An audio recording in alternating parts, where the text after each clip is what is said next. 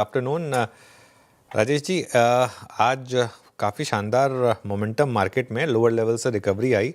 बिहार के selection verdict के बाद अब आपका क्या व्यू बन रहा है? कोई पर्टिकुलर स्पेस जहां पर आप बुलिश हो रहे हैं? आप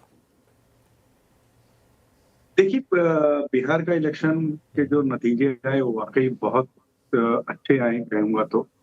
जिस तरीके के उम्मीद से बेहतर आए मैं कहूंगा। कोई को उम्मीद ही नहीं थी कि इतनी बड़ी जीत होगी ये तो लोगों में लग रहा था, बट इतने मार्जिन से होगी ये किसी को नहीं लग रहा था। ये वाकई में एक पॉजिटिव संकेत है। और आगे आने वाले दिनों में भी जो स्टेट्स के इलेक्शंस ड्यू हैं वहां से भी थोड़े से पॉजिटिव रुझान बनने लगे हैं अब। और खास सेक्टर्स की बात की जाए तो इलेक्शन को लेके मैं ऐसे कोई सेक्टर्स पे मैं बहुत ज्यादा फोकस नहीं हूँ बिहार इलेक्शन को लेके। अदरवाइज हम देखें तो हमें इस वक्त लग रहा है कि अब पीएसयू साइड में पीएसयू बैंकिंग डिफेंस ये कुछ एक स्टॉक है, सेक्टर है जहाँ पे ध्यान रखना चाहिए। तो हम लोग इस सेक्टर में थोड़े बुलिश हैं। हम्म ये रहा राजेश जी का व्यू। अच्छा राजेश जी, कोई आइडिया इस वक्त का, मतलब नेक्स्ट वीक के लिए या फिर अर्निंग सीजन के बाद आप लोगों के हाउस ने जो पिक किया हो, मीडियम टर्म पर्सपेक्टिव से? देखिए, मीडियम टर्म परस्पेक्टिव से जैसे मैंने अभी थोड़ी देर पहले डिफेंस की बात करी ना, तो मुझे लगता है कि भारत डायनामिक्स पे नजर रखनी चाहिए। कल जो नतीजे आए बहुत शानदार आए, और जिस तरह की फोकस बना हुआ है सरकार का नए ऑर्डर्स देने का और इंडिजिनेशन ऑफ डिफेंस का, मुझे लगता है इस कंपनी को अच्छा फायदा होगा। और यहाँ से अच्छी अपसाइड हम उम्मीद कर सकते हैं, बावजूद इसके कि आज अच्छा खासा बढ़ गया है। हमारा अनुमान है ये करीब करीब 1900 रुपए के टारगेट आने वाले 6 से 9 महीने में ले सकता है।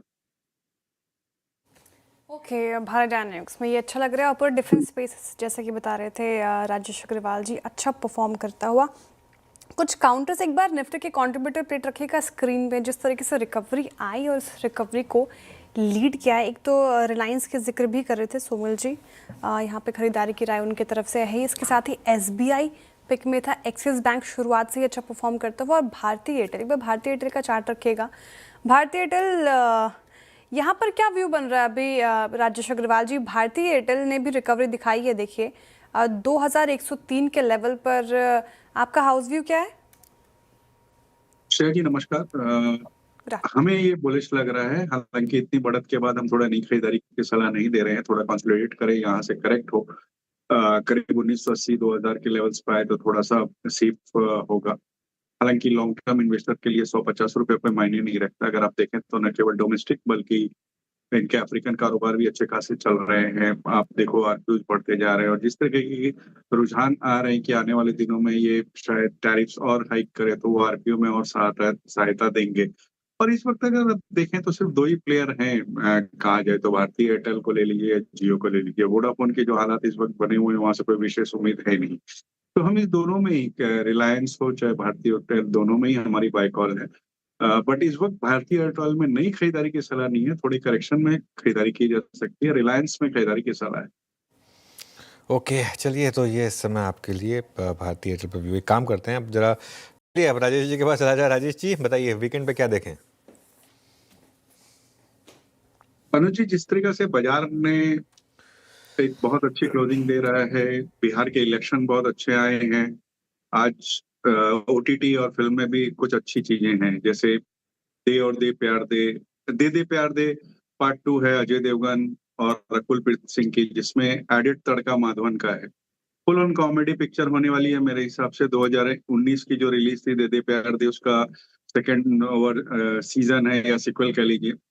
मेरे हिसाब से पूरी पूरी फैमिली एंटरटेनमेंट होगी। और सबसे बड़ी बात है कि अजय देवगन साहब की जो कॉमिक टाइमिंग है बहुत जबरदस्त है, मुझे लगता है ये बिल्कुल देखना चाहिए। इसके अलावा अगर ओटीटी में आ जाए तो वहां भी एक बहुत जबरदस्त सीरीज दिल्ली क्राइम सीजन 3, जो कि बहुत दिनों से इंतजार था लोगों को। अब इसमें शेफाली शाह एज डीसीपी वर्तिका ने फर्स्ट सीजन और सेकंड सीजन में बहुत अच्छा काम किया था। और इसमें एडिट तड़का ये है कि इसमें हुमा कुरैशी जो पिछले हफ्ते महारानी में इतना अच्छा काम कर गई, वो इसमें दोबारा से आ रही है। तो एक तरीके से ये एक स्टार स्टडेड, जिसमें राजेश तलंग, रसिका डुग्गल ये लोग हैं। एक सीरियस क्राइम ड्रामा हो सकता है जिसमें चाइल्ड और गर्ल ट्रैफिकिंग को लेकर के है। मुझे लगता है ये दो तो ऐसी हैं जो मस्ट वॉच में आएगी। उसके अलावा जॉली LLB 3 थिएटर्स में अपने कमाल दिखाने के बाद ओटीटी पे आ रही है। हालांकि उतनी अच्छी नहीं हो पाई जितनी 1 एंड 2 थी, फिर भी अरशद वारसी और अक्षय कुमार की जो जोड़ी है सौरभ शुक्ला के साथ, मुझे लगता है ये भी लोग देखेंगे। एक छोटी पिक्चर थिएटर में रिलीज हुई थी, अनुराग कश्यप की निशानची। क्राइम ड्रामा है जिसमें दो जुड़वा भाई हैं, फिर उसमें लव ट्रायंगल आता है, ये सबको लेकर के है। उससे थिएटर में भी वो कोई कमाल नहीं कर पाई थी। हो सकता है कि ओटीटी पे, जैसे अक्सर हमने देखा है कि जो पिक्चरें थिएटर में फ्लॉप हो जाती है वो ओटीटी में किसी तरीके से चल जाती है, तो हो सकता है कि यहाँ पे लोगों का रहे। इनके अलावा अगर फॉरेन फिल्म में देखा जाए तो जुरासिक वर्ल्ड रीबर्थ है, जो कि एक मस्ट वॉच हो सकती है। मैंने इसे देखा था हॉल में, एक बहुत अच्छी मूवी है। सिक्वल है जो जुरासिक वर्ल्ड डोमिनियन का, जो कि 2022 में आई थी, और ये स्कारलेट जॉनसन वगैरह की एक कहानी है जो कि बहुत बढ़िया हो सकती है।